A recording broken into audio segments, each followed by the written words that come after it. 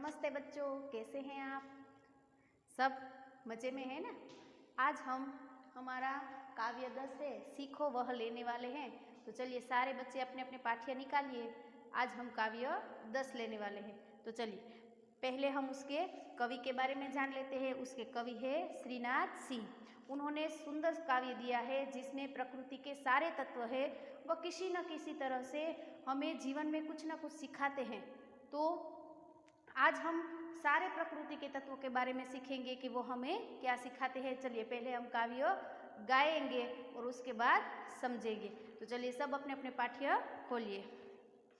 फूलों से नित हंसना सीखो, भौरों से नित गाना, तरु की झुकी डालियों से नित सीखो शीस झुकाना, सीख हवा के झोंकों से लो कोमल भाव बहाना, दूध तथा पानी से सीखो मिलना और मिलाना, सूरज की किरणों से सीखो जगना और जगाना, लता और पेड़ों से सीखो सबको गले लगाना, मछली से सीखो स्वदेश के लिए तड़प कर मरना, पतझड़ के पेड़ों से सीखो दुख में धीरज धरना, दीपक से सीखो जितना हो सके अंधेरा हरना, पृथ्वी से सीखो प्राणी की सच्ची सेवा करना, जलधारा से सीखो आगे जीवन पथ में बढ़ना, और धुएं से सीखो हरदम ऊंचे ही पर चढ़ना।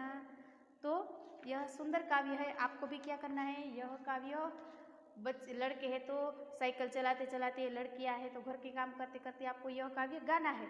इससे क्या होगा? आपको यह काव्य मुँह ज़बान याद रह जाएगा। तो सारे प्रश्नों के उत्तर है वो आपको रटने नहीं होंगे। आपको सारे के सारे प्रश्न के उत्तर आ जाएंगे, क्योंकि प्रश्न के उत्तर हमेशा कहाँ से मिलते हैं? पाठ या काव्य में से ही मिलते हैं। तो चलिए अब हम काव्य समझते हैं।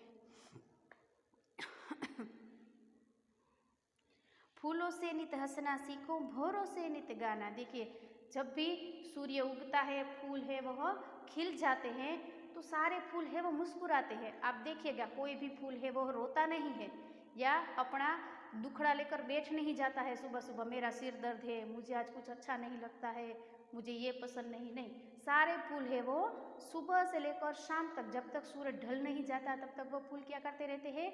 हंसते रहते हैं। देखिए फूल को भी धूप लगती होगी, ज़्यादा पवन होगी तो पवन की वायु की मार भी उसे सहनी पड़ती होगी, बारिश होगी तो बारिश की बूंदें भी उसे लगती होगी, बहुत सारे कष्ट उसे सहन करने पड़ते होंगे, लेकिन फिर भी फूल क्या है?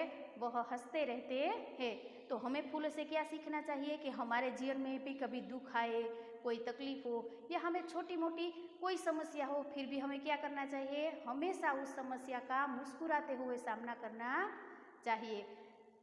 भौरों से नित गाना। अब फूलों पे जो भौरे मंडराते हैं वो आप देखिएगा हमेशा गुर गुर गुर गुर गुर गाते ही रहते हैं। तो हमें भौरों से क्या सीखना चाहिए? हमेशा गाते रहना चाहिए। गाते रहने का मतलब ये नहीं कि सारा सुबह से उठो शाम तक गाते ही रहो, गाते नहीं। कहने का अर्थ ये है कि जो काम हम कर रहे हैं उसमें हमें मग्न रहना चाहिए।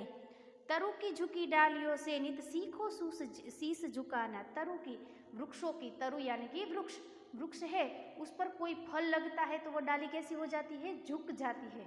तो तरु की झुकी डालियों से, हमें वृक्षों की डालियों से सीखना चाहिए कि हमें विनम्र होना चाहिए। वैसे भी हमारे बड़े होते हैं तो उसके पैर छूने चाहिए, उसे आदर और मान सम्मान देना चाहिए। तो हमें पेड़ों से विनम्रता, नम्रता का भाव है वह सीखना चाहिए। सीख हवा के झोंकों से लो कोमल भाव बहाना। सीख हवा के जो हवा से हमें क्या सीखना है? तो कोमल भाव। हवा है वो तेज चलती हो या मंद मंद चलती हो, आप में से कभी किसी ने कहा कि आज तो हवा मुझे बहुत से लगी, यहाँ चोट लग गई? नहीं, हवा है वो बहुत ही आसानी से हमारे पास से गुजर जाती है, तो हमें कोमलता से छूकर निकल जाती है। कभी किसी ने ऐसी फरियाद नहीं की है कि टीचर या मम्मी आज तो मुझे हवा ऐसी लगी, यहाँ पर देखो उंगलियाँ उठ गई, ऐसा होता है? नहीं। हवा कैसी है? कोमल है, वह कठोर नहीं है। तो हमें भी कैसे बनना चाहिए? हवा की तरह कोमल बनना चाहिए। दूध तथा पानी से सीखो मिलना और मिलाना। दूध और पानी, एक गिलास में आप आधा गिलास दूध लीजिए और आधा गिलास पानी लीजिए, फिर दोनों को मिक्स कर दीजिए, फिर आपको क्या करना है, उसमें से दूध को अलग करना है और पानी को अलग करना है। आप कर पाएंगे नहीं, क्योंकि वह जिसमें मिल जाते हैं वह उस जैसा हो जाता है। तो हमें भी यही करना है। यदि हम क्लासरूम में हैं या हम किसी पार्क में खेलने जाते हैं या हमारे अड़ोस पड़ोस में किसी बच्चों के साथ खेलते हैं, तो हमें क्या करना है, उन सब लोगों से घुल मिल जाना है। वो जैसे है वैसे बन जाना है। उसका यह नहीं है कि कोई बच्चा गलत हो या बुरी संगत वाला हो तो हम भी उसे वैसे बन जाए, नहीं। हमें हमारे आसपास जितने अच्छे लोग हैं, अच्छी अच्छी आदतें हैं, अच्छे बच्चे हैं, तो उनमें से सारी अच्छी अच्छी चीज़ें हैं वह लेनी है। और सारे परिवार में कई बच्चे ऐसे होते हैं कि सारे परिवार वाले लोग बैठे हैं, बात कर रहे होते हैं, तो कुछ बच्चे मोबाइल लेकर अलग बैठ जाते हैं। तो हमें ऐसा नहीं करना है, पूरे परिवार के साथ हिलना है, मिलना है। वह हमारा परिवार है, हमारा समाज है, उसमें हमें घुल मिलकर रहना चाहिए। फिर है सूरज की किरणों से सीखो जगना और जगाना। देखो सूरज की किरणें, हमें अभी हमारे स्कूल शुरू नहीं है तो कई बच्चे हैं वो देर तक सोते रहते हैं। सुबह 10 बजे उठते हैं, कोई 9 बजे उठता है। आपने कभी देखा है सूरज कभी देर से उठा हो? नहीं, वह तो अपने वक्त पर ही निकलता है। उसे तो संडे की भी छुट्टी नहीं होती। हमारे यहाँ तो रविवार को भी छुट्टी होती है, स्कूल शुरू हो तो भी। लेकिन सूरज है उसे तो कभी भी छुट्टी नहीं मिलती, फिर भी वो कभी आलस करता नहीं है। रोज सुबह अपने नियमित क्रम से उठ जाता है और पूरी दुनिया को उठाता है। तो हमें भी क्या करना चाहिए, सूरज की तरह हमें नियमित बनना चाहिए। हमें भी एक क्रम रखना चाहिए कि भी हम इतने बजे उठ जाएंगे, तो रोज़ सवेरे उतने बजे हमें उठना चाहिए। एक दिन उठे फिर दूसरे दिन 10 बजे उठे तो यह सही नहीं है। तो सूरज की किरणों से हमें सीखना है जगना और जगाना। खुद तो हमें सुबह जल्दी उठना है, पर हमारे साथ साथ दूसरे लोग हैं उसे भी हमें नियमित बनाना है। जगना और जगाना दोनों में नियमितता हमें रखनी है। लता और पेड़ों से सीखो सबको गले लगाना। लता यानी कि बेल है, वो वृक्ष पर चढ़ती है तो आपने देखा है कैसे सांप की तरह ऐसे ऐसे करके मंडरा कर चढ़ी जाती है। तो हमें भी लता और पेड़ों से सीखो। लता और पेड़ों से क्या सीखना है, सबको गले लगाना है, एक दूसरे से प्यार करना है, एक दूसरे से हिल मिलकर रहना है। कई बार ऐसा होता है कि कुछ बच्चे ऐसे हो, गरीब हो, या फिर कुछ ऐसी बातें होती है जिससे हम उनसे बात नहीं करना है, हमें अच्छे नहीं, ऐसा नहीं करना है। हमें सबसे बात करनी है, सबसे हिल मिलकर और उससे प्यार से रहना है। हमें हमेशा एक बात ही याद रखनी है, हम सारे क्या है, भारतवासी है, हिंदुस्तानी है। तो एक दूसरे के प्रति प्रेम और मान सम्मान की भावना रखनी चाहिए। फिर मछली से सीखो स्वदेश के लिए तड़प कर मरना। आपने कभी देखा होगा, अभी यहाँ पर हमारे भवनाथ आप जाएंगे तो कई नदियाँ हैं, कई झरने हैं, उसमें बहुत सारा अभी भी पानी है। लेकिन जैसे ही गर्मी शुरू होगी तो सारे पानी है तालाब में सूखने लगेंगे। तो आपने कभी देखा है कि उसमें से मछलियाँ उड़ कर दूसरे तालाब में चली गई हो? नहीं, जिस तालाब में जो मछली होती है वह वहीं रहती है। यदि पानी सूख जाता है तो मछली क्या करती है, तड़प कर उसी तालाब में मर जाती है। तो मछली हमें सिखाती है कि हमें स्वदेश के लिए कुछ करना चाहिए। अपने स्व यानी अपना देश, हमें हमेशा अपने देश के लिए कुछ करना चाहिए। अपने देश के लिए यदि मरना पड़े तो भी हमें तैयार रहना चाहिए। तो मछली हमें हमारी स्वदेश की भावना सिखाती है कि अपने देश के लिए कुछ करो। पतझड़ के पेड़ों से सीखो दुख में धीरज धरना। पतझड़ के पेड़ यानी सूखा हुआ पेड़ है, वह वैसे के वैसा ही खड़ा रहता है। वह कभी रोता नहीं, चीखता नहीं, चिल्लाता नहीं, वह शांति से खड़ा रहता है। वह सोचता है कि कभी ऐसी बारिश होगी और कभी फिर मुझ में नई नई पत्तियां है वह लग जाएगी। तो हमें भी क्या करना चाहिए, यदि हमारे जीवन में कुछ दुख आता है, कुछ संकट आता है या फिर कोई ऐसी परिस्थिति बनती है तो हमें निराश होना नहीं है। क्योंकि हमेशा जब भी कोई दुख हो, कोई समस्या हो तो उसका समाधान होता ही है, बस जरूर है उसे ढूंढने की। और हमारे यहाँ कहावत भी है ना कि अंधेरे के बाद उजाला होता ही है। तो हमें भी पतझड़ के पेड़ों की तरह शांति से, आराम से उस स्थिति को भोगना चाहिए और वक्त का इंतजार करना चाहिए कि आगे का वक्त है वह कैसा होगा, सही और अच्छा होगा। तो पतझड़ के पेड़ों से सीखो। हमेशा जीवन में दुख आए तो उस दुख में हमें क्या करना चाहिए, धीरज से खड़े रहना चाहिए। मान लीजिए कि आप स्कूल में हैं, मैंने आपको कई बार बताया है कि स्कूल में आप बैठे हैं और कोई ऐसे कहता है कि भाई आग लगी तो सीधे सब लोग कूदने लगते हैं, यहाँ से वहाँ से। नहीं, ऐसे तो आप सब लोग मर जाएंगे। तो हमें हमारी बुद्धि से काम लेना चाहिए। लाइन टू लाइन जाएंगे तो सब लोग नीचे चले जा सकते हैं, और यदि आप भागा भागी या कूदा कूदी करेंगे तो कई लोग हैं वो जख्मी हो जाएंगे, कई लोग मर जाएंगे।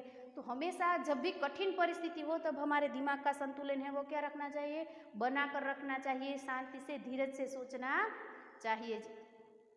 फिर है दीपक से सीखो जितना हो सके अंधेरा हरना। अब दीपक से हमें क्या सीखना है, जो कि दीपक खुद जल रहा है।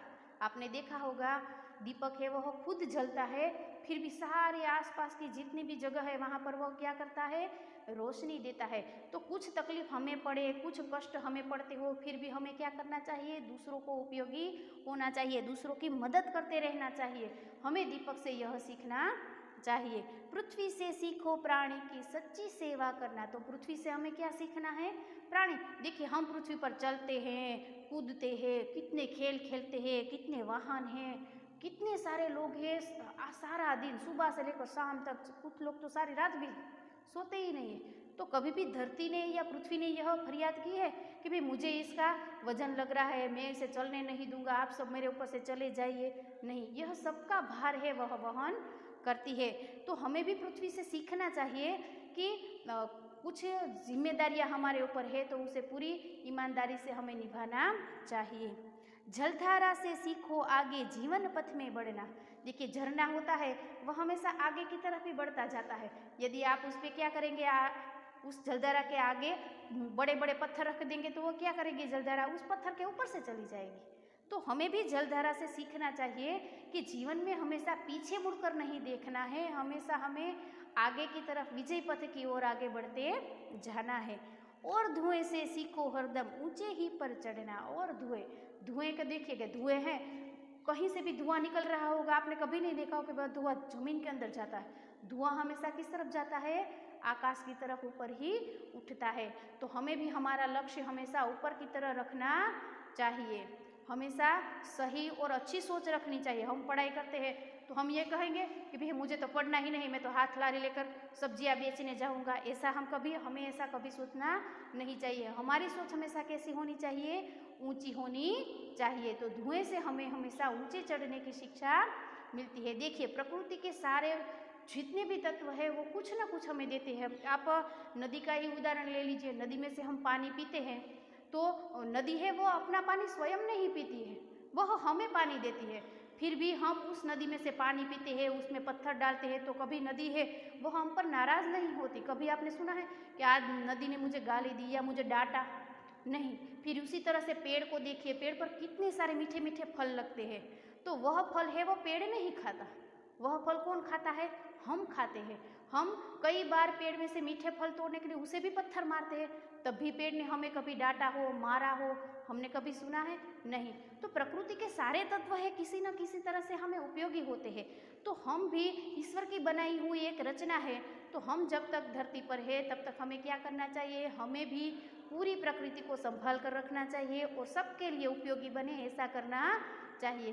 तो बच्चों आज हमने अपना काव्य 10 है यहाँ पर पूर्ण करते हैं। अगले वीडियो में हम फिर मिलेंगे, इसी काव्य को हम स्वयं पूर्ण करेंगे। तब तक के लिए सबको नमस्ते।